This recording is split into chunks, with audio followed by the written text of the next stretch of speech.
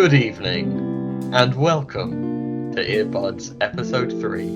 We've been on a long break, but we're back with a vengeance, sort of, with two new albums to talk about. And what are they? Well, I'll tell you. It's the... What was the U2 album called? The Unforgettable Truth or something? The Unforgettable Oh Fire. yeah, Did you listen to it? I did listen to it. Yeah. Right. Well, I was sort of toying with the idea of making a joke about calling it the unlistenable fire. Oh, right. But I Okay. thought that would have been a bit. No, I don't really. I didn't think it was. Okay, I didn't yeah. think it was that bad, really. I'll Okay. talk about it in a minute. And Yeah. the other one was Viva, Emptiness by Katatonia. Yes, and not the which Britpop did- band, which I got No, not confused the with at first. Britpop band. No, yeah, because who you're not a massive fan of them, are you? No, not Mulder and at all. Scully? Mulder and... Yeah, that's the song they're really famous for. Oh, is it? Oh. Yeah, this could be a case for Mulder and Scully. Oh, okay. Yeah. But anyway, it's not them. Oh, We're not talking about them. No, we're not talking about them. So, yeah, should we start with the Unforgettable Fire? Yeah, let's do it. Yeah. So I reckon. Yeah. Yeah, why don't you how about you give me a bit of background on this album? Yeah, so I mean, the reason I recommended this album was because we've talked before about U2, and I know, well, I don't think either of us have ever been fans of U2. And recently you were talking about U2's influence on Dream Theater, and you told me Yes. that you wanted to get into U2 because Dream Theater like them and were inspired by them, but you find it really difficult. And I think we've both talked about the Joshua Tree, which is U2's most well-known and successful album by far. Like, I think that was a huge commercial success. And we were just talking about how we couldn't really get into that album because I think you said it all sounds the same, and I have to say, it does all kind of sound the same, and I'd say it's listenable, but I can't really say much more than that. It doesn't really grab me. The only track that I can really remember is I Still Haven't Found What I'm Looking For. I mean, that's quite a nice song, but I don't have much to say about the other tracks. It's a bit, I don't know, I found it a bit bland, and I think possibly you did as well. Yeah, that was I tried giving it a listen. Yeah. And I distinctly remember thinking to begin with, the first track came on, I couldn't tell you the names of any of the tracks. They all just sort of blended into one for me. The only song I remember the title of is the song Bullet the Blue Sky. Right, yes. Because there's a really annoying like talking bit in it. That's one thing that just really gets my goat. Like, one of my pet peeves is when songs have like just really sort of pretentious spoken word sections. I just can't stand that. Fair enough. There's the absolute worst one, going off topic massively, but you know the song It'll Be Lonely This Christmas? Yes. The Christmas song, when it gets to that bit where he's like, so it'll be lonely this Christmas, I can't stand that. There's just something about it that just, give me Mariah Carey, Wham. I don't mind either of those songs as much as the bit in that song where he starts talking about, I'm gonna have a miserable Christmas this Christmas. It'll be lonely and cold. Like, I just something about it is, okay. really rubs me the wrong way. And that's getting back from on the Joshua track. Tree. But that's the song I remember from the Joshua Tree. Yeah. So we talked about that album, and we both agreed that we didn't like it so much. And I don't really like U2, but I happened to listen to The Unforgettable Fire, which I think is their fourth album, and I actually really liked that album. That album, out of all of the ones I'd listened to, really stayed in my mind. And I thought it had more variety than the Joshua Tree. And one thing I think is interesting about it is, at the time it was a massive change in direction for their sound, and it's produced by Brian Eno, and I think you can really Oh, really? hear Brian Eno's influence, because I don't know about you, it's a really ambient album. Lots of tracks Hmm. have this real ambience to it, to Sure. them, Yeah. and I really like that. You And know what? I think Brian Eno has come up in every podcast yeah. that we've done, and I actually don't know that much about Brian Well, Eno. I mean, he's done a load of his own music, but he's produced a load of bands. So he produced albums for Talking Heads. He All right. produced albums for a band I really like, James, the Oh, of 90s course. Yeah. band. And I really like those albums, and I think he gets the best out of the bands that he's producing for. And I certainly agree with that in this case for the Unforgettable Fire. Now, yeah, so tell me, what are your initial thoughts on the album? Do you like it? Did you think it was a better Well, listen than the I Joshua Tree? it was a better listen than the Joshua Tree. Yeah. I didn't hate it. Okay. That's a Um, good start. I some of it I quite liked. I found it to be better than the Joshua Tree. Hmm. How long before before the Unforgettable Fire was this album? Uh, Sorry, how So long? so how many albums between the Joshua Tree and this album were there? Well, the Joshua Tree was the album they did after this. Oh, really? Yeah. Okay. And actually, I think that was produced by Brian Eno as well. So, Yeah, because I was gonna say I did find the style quite similar to what I was already familiar with from hmm, you two. Um, some of it, yeah, some of it I quite liked. hmm, Some of it I wasn't as much of a fan of, hmm, and basically I kind of felt that I had some of the same frustrations with it that I have had hmm. when trying to get into U2, um, and trying to listen to some of their albums. I've got some notes here. I've got pros. Uh, Bono is not a bad singer. Hmm. He's actually got quite a nice voice, Yes. I think. There was a song called Pride, in the Name of Love, Yes. which I think is quite a famous song, isn't It it? is. Yeah. Um, I yeah, I thought that had a catchy chorus. Hmm. Um, yeah, I wasn't. I listened to the full album in one sitting, and random tracks here and there. And whenever they came on, I wasn't thinking, "Oh, I want to turn this off," kind of thing. Okay. Yeah. But I think a big sticking point for me is the Edge and his guitar playing. Hmm. Um, and I don't so much mean that in a way of like, oh, he's not super technical, he's not like this virtuoso or whatever. I just kind of feel like his style is very almost very one note. He's got Yes. kind of like effects layered, clean guitars, plays a sort of a couple of notes, a couple of like arpeggiated notes, and just has like, almost has the effects do a lot of the work.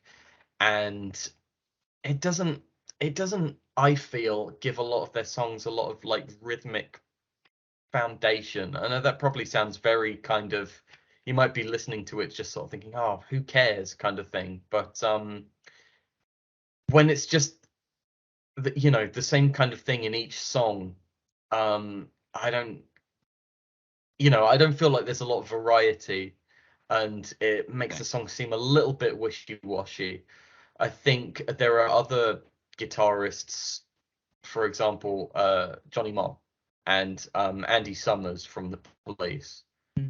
Um, even bands like REM. I think there's a lot more sort of diversity and a lot more kind of a bit more rhythmic crunch in their playing that gives their songs something, a bit more meat to get into.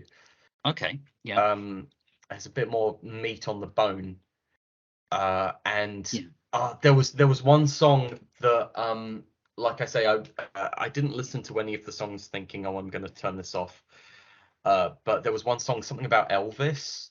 Oh, Elvis in Um, America. Yeah. yeah, as that was sort of getting to the end, there was a bit where it was in my earphones and it was reaching its conclusion. I was kind of like, "Ah, how much longer does this song go on for?" Like Yeah. it kind of that one kind of outstayed its welcome a bit. That's probably my least favorite on the album. Okay. There was one song that I really liked though called Wire, I Oh, that's my think. favorite. I love that. Yeah, That's so that like is a fast tune. paced and That is a tune. Yeah, I yeah. really like that one. That's my favorite on the album, Yeah, that's mine definitely. too. I was going to mention Wire because that just has Yeah. a sort of real fast-paced kind of punky vibe to it. Yeah, yeah, definitely. And I think that stands out more than a lot of the other ones I've heard. So I kind of wish that they'd done more like that. I think perhaps they have done on their old, early albums, but Yeah.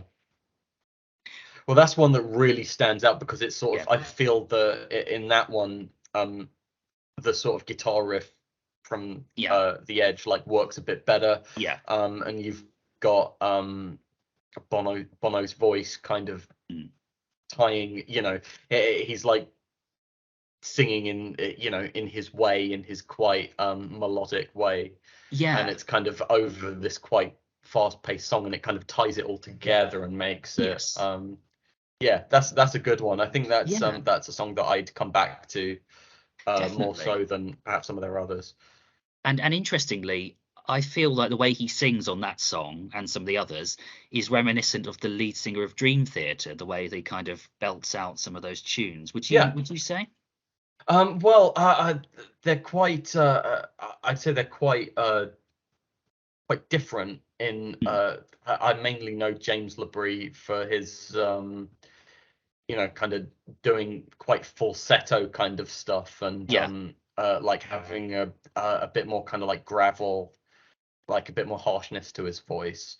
Whereas Bono's is quite sort of like smooth and melodic, and but I thought, yeah, like I definitely thought yeah, Bono has a nice voice, man. Like yeah, it's I wasn't expecting to go into this album and having that be like my main takeaway as the thing that I sort of liked the most about their music, because like Bono's a bit of a he's been turned into a bit of a caricature, mm, and it's almost like taken as a given that every time someone mentions Bono from U2, you'll just roll your eyes. It's yes, sort of like, oh, that guy.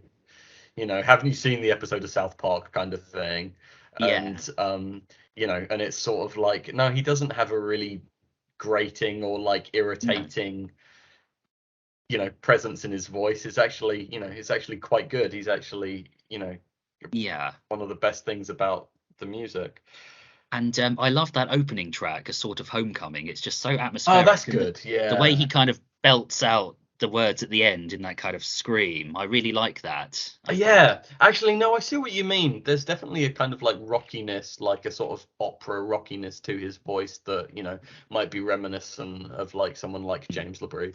Yeah, Um, be quite, quite interested to hear your opinions on the vocals of the next album that we're going to talk about. yeah, But maybe we can get to that in a bit. yes, But yeah, those are basically my thoughts on on the Unforgettable Fire. So you've mentioned before that you are you're a fan of this album. You're a mm. fan of U2 to a certain extent. You are not a fan of Coldplay. Oh no, Um, yeah, so what if you could sort of describe to me, because there was a big period where I lumped those two bands together, yes. and they were almost kind of like very similar to me. What would you say the difference is between Coldplay and U2? Like if you were to explain why one is more enjoyable than the other to like someone like me who might not know as much about them. I suppose you too. Um, a lot of the songs have a bit more of a rocky or harder edge to them Hmm. than what I've heard from Coldplay. Yeah. And I mean, I know people criticize Bono, and perhaps you two are a bit self-indulgent at times, but I don't think they're as self-indulgent as Chris Martin. And at the end of the day, it does get a bit kind of like, even though it is a bit, yeah, it is a bit irritating how, yeah, like you say, there's an air of self-importance about it, but all he's really doing is just sort of saying, oh, you should like care about people in third world countries, and you know, it's sort of like, oh my god, how dare he say that? You know, it doesn't make, it's like what he's saying doesn't make him like a bad person, no, does it? not at all. No. But people sort of act like it does, which is Sorry, which which is one a are we bit... talking about now? Bono. Oh, Bono, right. Yeah. It's sort of like, but because you know the whole like, was he something to do with Live Aid, or... Oh, I think so. Or he definitely got involved with like one of those charities. That's a whole other kettle of fish, like, you know, Live Aid and like Geldof and all that kind of stuff. Yeah. Who I do think is irritating. Bob Geldof, but like, yeah, it's kind of like you can't like, I don't know. It's almost kind of... Well, I think I already said what I was trying to say. yeah. Like the kind of, it's gone from, oh, it's a bit annoying that he keeps going on about his charity work, to he's doing charity work, what a bastard, kind of over time. It's just sort of become that, you know what I mean? Yeah. I did look up a while ago, why do people hate Bono? And there was quite a lot of discussions. I'd be very interested. And a lot of it seems to be just because he actually became successful. You know, it's like a lot of people don't like people that kind of, you know, came from, I don't know, a deprived background and made good for themselves, which is you know, terrible, isn't it? You know, why shouldn't they? What an arsehole. Yeah, and do you want to know why Noel Gallagher thinks Bono is? Oh, let's hear it. Well, they're actually quite good friends, and apparently Noel Gallagher thinks that Bono's just too nice and vanilla. Really, doesn't have the attitude. Okay.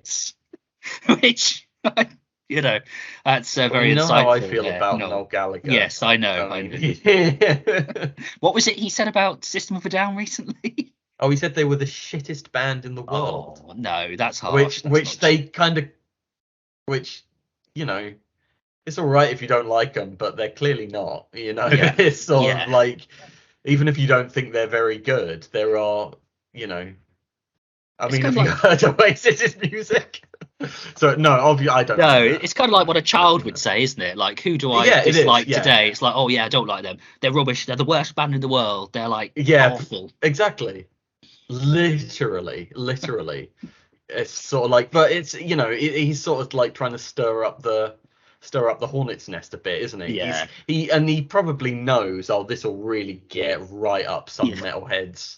You know, this will really put a bee in their bonnet. I'll say that System of a Down, who are like a widely, you know, loved band among like metalheads, I'll just say they're the worst band ever, and that will really get them pissed off. Yeah, and it worked. And it did work, yeah. It's like all you can really do is just not. It's just, the thing is, would you really expect Noel Gallagher to be a fan of System of a Down? Like, it's like people are sort of saying, how dare he say that? It's like recently, the Matt Healy from the 1975, he said, the headline obviously said Matt Healy says that Metallica are the worst band ever, which he actually did say. But if you go into the quote, he says, oh, there are lots of metal bands that I like, but I just can't stand Metallica. I think they're the worst band ever. And like people getting, you know, you know how it is on like Facebook and whatever, people getting all uppity in the comments. And I was just sitting there thinking, because I like Metallica, but I was like, do you honestly, you know, expect the guy from a band like the 1975 to like be a massive Metallica fan? It's sort of like the fact that he doesn't like Metallica probably contributes to why he's able to make some of the music he makes, because I really like the 1975. I do as well. Think, I think they're a great band, but it doesn't, you know, like I said about Steve Wilson, it's sort of like, so he doesn't like shred. That's fine, you know. It's sort of like the fact that he doesn't is sort of probably why he's able to, his strong opinions of what he's able to channel into making his music sound so unique, you know. Yeah, Um, but yeah, whatever, you know. I don't. We've sort of gotten a bit far from U2 now, haven't we? we have. Yeah. Yeah. So Bono what would you? being too nice. Yeah. So what would you give the album out of 10 then? I would give it 6 out of 10. 6 out of 10. Okay, so Six that's out of ten. Yeah. and the Joshua Tree. The Joshua Tree, I'd give 5 out of 10. Oh, okay. Like I said, it's not. I don't think they're like. I don't have the kind of opinion on U2 that Noel Gallagher would have on System No, of a no, and Down, exactly. where I don't like them and I will just say they're just terrible, because I they're hate clearly them. not. Yeah, they're clearly not terrible. It just No, doesn't massively do anything for me. that's fair Before we enough. get off U2 as well, actually, yeah, so I've listened to the Joshua Tree, I've listened to this one. The Mm, songs are very sort of like mellow, are very like mm, atmospheric and laid back. Um, I first heard of U2 when they were doing songs for the fucking Tomb Raider film, you know, when they were doing like mm. Elevation Oh and yeah, A Beautiful Day, and like these songs that were almost kind of like, they were like arena rock songs. They yeah. were a lot heavier. And I was wondering, at what point did they start doing those kind of like, you Um, know, it's not like heavy metal, but it is a bit no. more sort of like, you know, rocky, you know what I mean? Yeah, I'm afraid I don't know much about their albums after the Joshua Tree. Mm. But I do think maybe in the 90s or something. Right, okay. Perhaps. But I actually really like that song Elevation. But Yeah, it's quite catchy, isn't yeah, it? but the trouble is with you too. I mean, they sound similar to other bands I like, but they're just not as memorable or impactful. They're just a bit vanilla at kind of a Yeah. lot of the stuff they And that's what try. that's And what people yeah, that's what people, you know, hop on them for, like jump on yeah. them for. But yeah. Well, that's interesting. And yeah, so you were saying Wire was your standout track of the album, Yeah, that's the and standout track of the album, oh, yeah. That just is one. that is one that I would actually, because like I say, when I was done with uh what was it called? The Tim Tim Burgess Tim album. Burgess, I Love the New Sky. Yeah. Yeah, when I was done with that, I kind of just deleted the whole thing off my Okay. computer. But I would, yeah, I would definitely keep Wire, like, you know, Okay. at Yeah. least. Um. Because yeah, I thought that was a good song.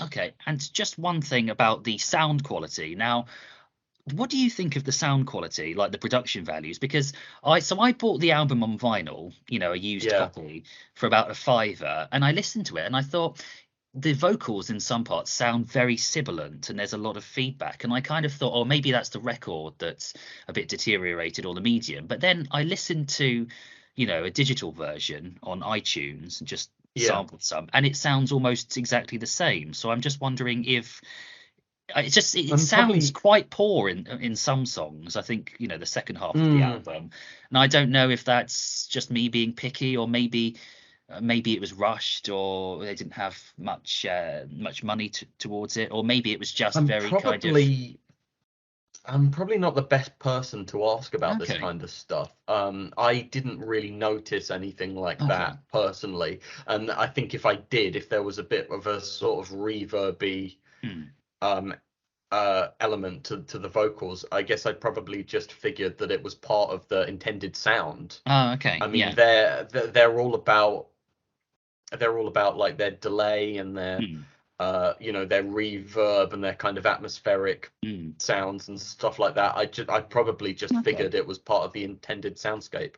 oh, interesting. Yeah, it probably is then. Yeah.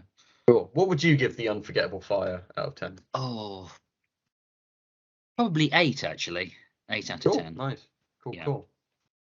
That whole Right, first side. Oh, sorry. Yeah. Should we move yeah, on? no, go on. Go, no, go, No, I was yeah, just going to sorry, say if that you got whole anything else first to say. side, the first 5 tracks, I just really like, and I find myself going back to that album and listening to it Yeah, quite a lot.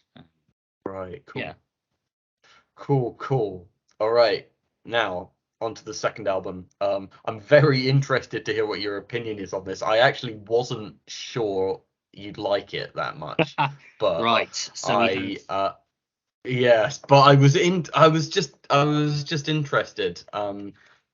It's probably the heaviest album we've talked about on Earbuds. Would you agree? It's interesting. That didn't stand out to me. I just thought that it was quite ethereal and dreamlike, Ah. and atmospheric So as well. just to sort of just to set the context, we were talking about the album Viva Emptiness, not Viva La Vida. That's Viva a Coldplay album. We're talking about Viva Emptiness by Yes. Swedish metal band Katatonia. Yeah. And yeah, what are your thoughts on this album, Dan? Well, at first I thought this sounds very similar to Opeth, but Yeah. I actually kind of thought more atmospheric and mellow, strangely, Mm, than Opeth. But I know you've told me about Opeth in the past that some of the stuff they do is really heavy and some of it is more yeah. melodic. So they, do Yep. Yep. different albums with different styles, I suppose. Yes. Yeah. I have to admit, it took me a while to get into it. Okay. It didn't hit me immediately. And I remember thinking, oh, this is good stuff. This is kind of what I'd expect from, a band like this. But Mm. a standout track for me was track number 4, A Premonition. Now that just has a really kind of atmospheric vibe to it, almost Hmm. almost like sci-fi vibe to it. It has this, I don't know if it's a synth or this like thing going through it, which almost sounds like the X-Files. Yeah. So I really like that. That really stood out. And there are a few other tracks as well, like Burn the Remembrance, which I really Yeah. liked. That's a great one.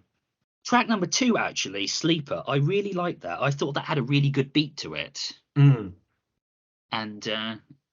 yeah, The thing is, it's another one of those albums for me where every time I listen to it, I do tend to listen to it in one go.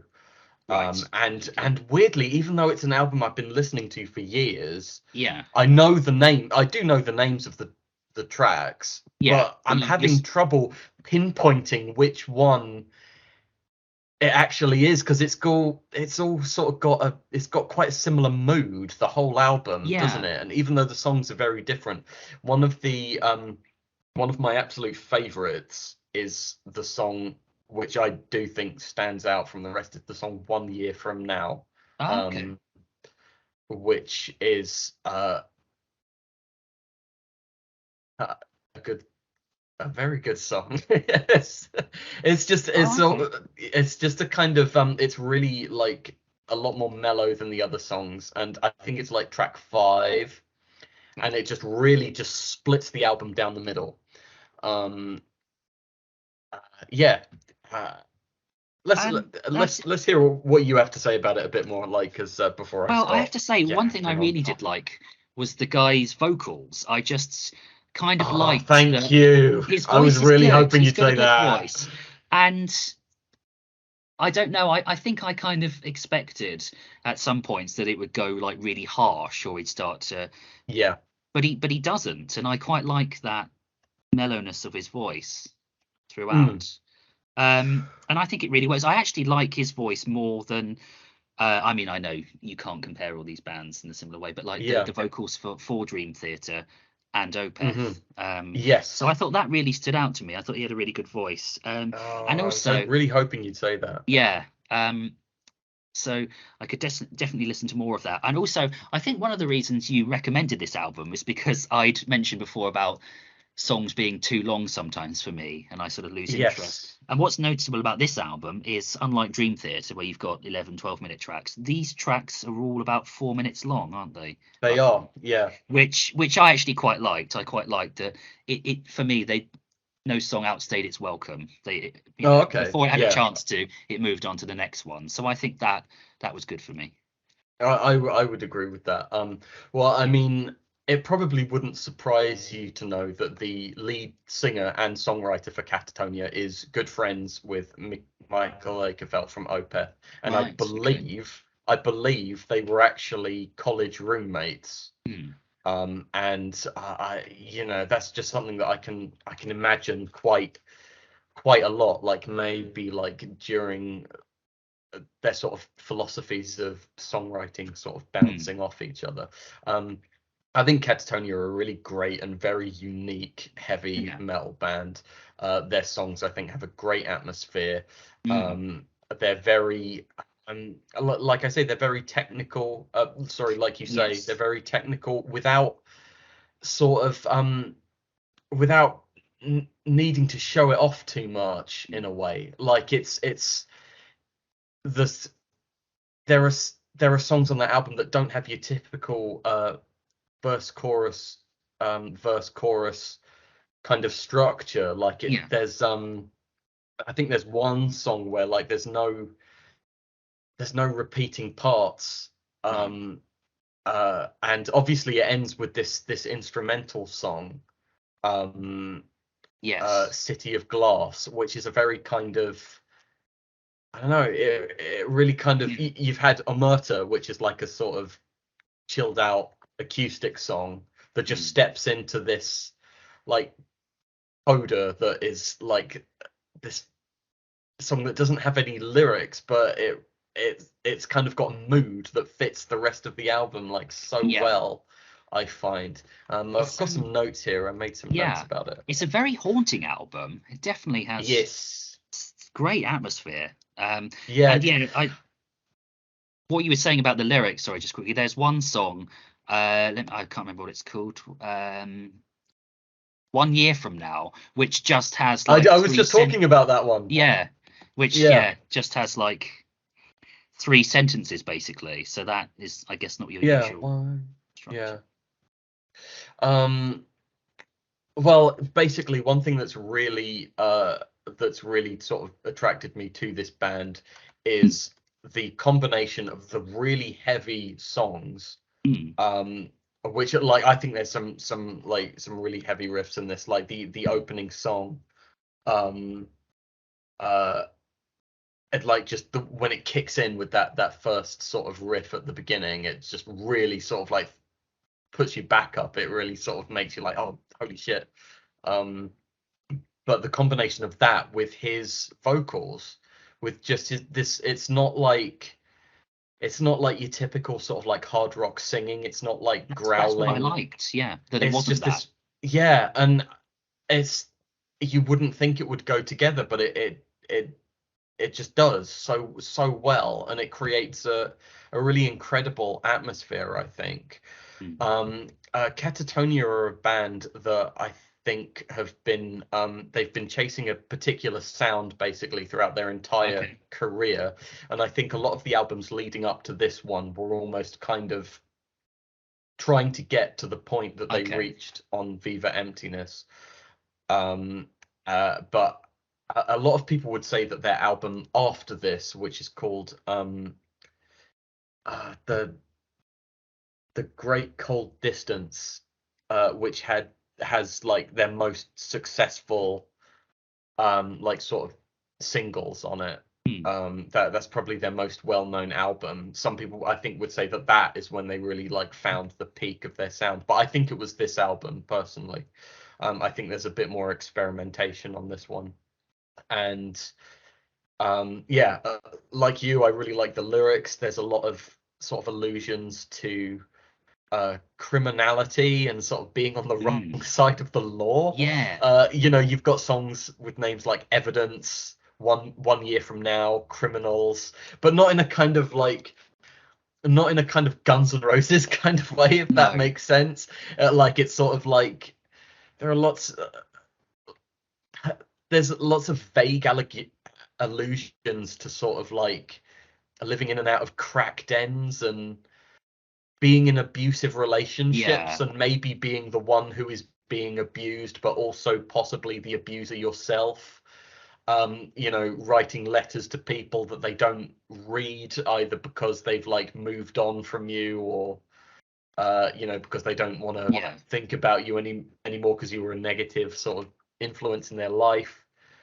The way he just sort of sings these lyrics in quite a softly spoken, Yeah. dreamy, matter-of-fact kind of way is Yes. something that like makes them Yeah. more than just a doom metal band. Like, I mean, lots of people compare them to obviously Opeth and Mm. other bands like Paradise Lost and My Dying Bride, all bands that I've quite liked Mm. as a fan of metal and that kind of doomy metal sound, but none of them have really had the same Mm. magic I think that Katatonia have had. I've written down a lyric here um, Mm. that's from one of their songs that goes, "I was born to be no one, my youth unknown to me, I walked behind the sun." Like, I Yeah. just really like that line for some reason. I think it's mostly because Mm. as soon as he sings that, it kicks into like this really heavy riff with like you said, like kind of sci-fi synth part over the top. Yeah. Um, Really reminds me of the Silent Hill games as Oh, well. Their music, okay. which I don't know if you've played, but there's it's a good thing to sort of have in mind when listening to them. Yeah. So yes, go No, on. I was just going to say one thing I liked about their lyrics is that they were very easy to understand Yes, because unlike a lot of sometimes, metal bands. yeah, sometimes the lyrics they're very grandiose and they sound very deep, but I don't quite get them. It's a bit like when Yeah. I was reading poems in literature class and being like, oh, Yes. I don't get it, but I like Dream Theater are that. I they. would I have not. to say, Yeah. yeah. But whereas this band here, very easy to understand, very haunting. Like Burn the Remembrance, Mm. like old light and new colors, your picture hangs in the night, is this the right time to set one free and go away? It's almost like Edgar Allan Poe in a way. Yeah. Very much so. Yeah. Yeah, so I did appreciate that, I have to say. Yeah. If you did you have a physical copy of the album at all, or did you No, listen I to it wish online? I listened to it on YouTube, Mm. and it's just not the preferred on my laptop, which is not the preferred way of doing it, so I'd No, having the CD is a very good way of experiencing it because it's got all of the artwork is kind of these really like these shots of abandoned Swedish streets Oh, okay. and like lots of desaturated pictures of like moody settings in Yeah. urban Scandinavia, and it just really emphasizes the sort of mood Yeah. that the album's going for. Oh, great. um Very, very like grey and overcast and that kind of thing. Yeah. And it's just sort of that's one of the things I like about it because it's really like they're going for a mood. They're going for a particular song. It's not just a collection of like edgy sounding, Mm. you know, metal songs. It's like they really sort of crafted this to sort of be. I think that's one of the negatives about this band though is that their last album they're still sort of doing the same thing, and it's Oh, getting a okay. bit kind of like Opeth completely switched their sound up. They became like a Okay. sort of you know stop the growling, change the whole sound of the guitars, you know, really explored like uncharted territories, and it's sort of like Yeah. exciting to sort of hear what they're gonna do next. Yeah. But Katatonia is it's good, but it's like it's the same Same thing. old, yeah. It's Viva Emptiness again, Oh, like I see. each album. And there was a period where I was completely happy to just have that. Yeah. But the last album, I can't remember what it was called, but it it it that was the tipping point where it was kind of like, I think I've heard what you Oh, guys have to okay. offer now, kind of thing. Yeah, Um, they need to mix it up a bit and do like a ska album. Oh yeah. I would love to hear what that sounds like. And by love, I mean I'd Yeah, probably cry. I'd they could probably get be they could get longing Suggs for on the the time. vocals. Yeah. Can you imagine Suggs and Jonas doing a duet? I see your Just picture hanging on the wall. yeah. Yeah. He'd just come in and just Jonas would just come in and be like, "Why must you do this in my house?" Like, um, Yeah. are there anything? Is there any sort of anything you perhaps didn't like about the No, album so much? the only thing I would say is this, that because I haven't had much time to listen, I'd The only only thing I listened. would say is this: cut your hair. Yeah, So, get a haircut, smarten yourselves yeah. up.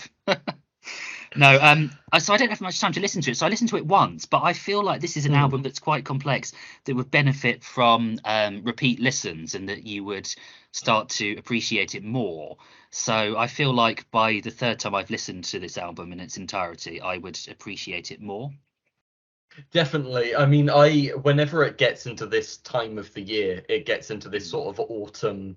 Yeah, I usually go back to this album. It just kind of fits the yeah, mood of the seasonal mood quite well. yeah. And I have to I say, have seen. Yeah, go on. no, I was going to say I have to say I liked it, but I didn't like it as much as the Dream Theater album you recommended or the Fair enough. Porcupine Fair Tree enough. one. I have to say those gelled Yeah. with me a bit more. But that's not to say it's bad at all. It was good and a lot of good things Cool. about it. But so are you about to Oh, say? I'm good to. I'm glad to hear that. I was thinking. I was recommending it to you, thinking I'm not sure this would be as much Dan's kind of thing. Like the Porcupine Tree one and Awake, I was hoping that you Hmm. hoping that you'd like, but this one I wasn't so sure on. But Oh, okay. it's an album that I really like and Yeah. that I was thinking of at that time, and I was like, you know what, this is quite a significant album to me, Yeah. so I'll recommend this. Yeah. Um, And I was yeah, go no, I on. was just going to say, and track number 4, A Premonition, is a song that I would genuinely go back and listen to again and again. Yeah, That's oh, it's a really good. fantastic one. Yeah. Yeah. Sorry, carry on. Um, Uh, I have seen Katatonia live twice. Oh, right. Yeah. The second time, it was a completely acoustic show, Oh, okay. where they did all of their songs acoustically, and that was really, really good. That had probably like among like the most crystal clear live sound um, that I've seen in a gig. It was in not the Islington Assembly Hall, but in Islington, and it was in like a Okay. church in Oh, wow. Islington that they were Wow. playing. Yeah, it was very atmospheric, and yeah, it was very it was a really really good show. And the first time I saw them was at Sonisphere, and when they were doing a heavy set. And it was just quite funny because the whole band sort of like it's got really long black hair, like Hmm. sort of like dyed black, like and so did all the audience as well. Oh, And so the whole gig was just this swaying black sea of just oh my miserable, goodness. miserable goths, you know. What a sight that must have been in an Yeah, it experience. was great. It was Sounds great because I think it was the year that we were cleaners there, right. and I got off my shift, and I just I arrived to this just spectacle of goths, and Wow. yeah, it was it was good. Good times, good times. Oh, brilliant. Are they touring anytime soon, or do they come this way um much? I d- I don't know actually. I'm sure they'd probably like I say, like they do tour other countries, but it's I don't know how yes. difficult it is for bands from Europe to come over to England anymore, given Well, probably. all of the nonsense. Well, actually, they're touring next year, London O2 Forum, 10th of February Oh, wicked! 2023, with another Oh, nice. band called Solstifier. If that probably Not not heard leading of into. them. Viva Emptiness is my favorite album by Katatonia. I'm not as familiar with some of their newer stuff, Hmm. and I wasn't massively into their last album. So, presumably, as these things typically go, they will not play a single song from Viva Emptiness. Probably not. Yeah. Did I? Did I tell? I don't know if I told you about that, but when I went to see Alkaline Trio, um, I really enjoyed it. I really enjoyed it. But there are two albums by Alkaline Trio that I'm not familiar with. I know all their early ones. I know their newer stuff, and there's just this middle period where I'm not as familiar. And I was like, well, they'll only play a couple of songs from those, if any. Half the fucking set was Of course it was. from this one slither, this period where I don't know a lot of the songs, and I was just like, you bastards! Like, it was so irritating. Yeah. But yeah, what would you give Viva Emptiness out of 10? I would give that 7 to 7.5 out of 10. Ah, nice, cool. Yeah. Cool. I realised that sometimes, like, out of 10 ratings based on having just been introduced to an album, and also like is a bit unfair. And also we've sort of been recommending albums. I think I've been a bit harsher on your albums than you've been on mine. Yeah. Which I do feel quite bad about. So next time I'll try and pick out an album that I'm sure you will not like. Okay. I've got some in mind. Oh dear. I dread to think. But yeah, yeah. You're not a fan of pop punk, are you? No. It's going to be a Coldplay album. The one. Oh gosh. The thing is, I don't really know any of their albums. No. Actually, yeah, I'll think of. Yeah. Or the other Katatonia, the one with a C. Oh yes. Yeah. Tell you what, recommend me Good Charlotte maybe, or Oh yeah. MCR. Oh god, one of their albums I had as a. Did you say MC Hammer? No, MCR. MC. Oh, okay. MC Hammer. Yeah, I was gonna say. I don't know. If like metal and metal and pop punk are like my kind of thing. Like, I don't know why you'd think I knew loads about MC Hammer. MC Hammer. We should. When this, if this goes on for long enough, we should just start recommending like. Yeah. What was that famously bad album that MC Hammer did? I think he did an album called The Funky Headhunter that was which is just a funny title by itself. But I think that was an album where his rap style was going out of fashion, and he was trying to fit in with like acts like NWA and more sort of like Ice T and like more like gangster rap kind of stuff. And it didn't really go very well because he was still trying to do that kind of like dancing. Yeah. And it's sort of like there's a YouTuber called Todd in the Shadows that did a video on it, and he sort of says, here's how you dance like a gangster. You don't dance. Like right, great. Which is kind of true. But anyway, yeah. Yeah. So next episode, the Funky Headhunter, right? Okay, yeah. The perhaps Funky one of William Headhunter Shatner's albums as well. One of William Shatner's albums, and the My Chemical Romance album, the Black Parade one, or whatever it is. Oh yeah. Which people seem to quite like. I don't know it too well myself, but yeah. Well, I'll think of something. Yeah. Do you have anything in mind? A couple of things, yeah. Yeah. Shall I tell you now, or? No. Let's keep it a secret. Okay. Yeah. I'll surprise you. Let's keep it a secret for the 12 listeners. Yes. We're gonna have. Keep them in suspense. Yeah. Yeah. Exactly. Cool. Okay. You happy to finish there? Yeah. Okay. Yeah. Great. Well, that was. I enjoyed that. That was good. Thank you. Yeah. Yeah. No worries. That has been Earbuds episode 3. Good. See you later. Yeah. Thanks for listening, everyone. If anyone did.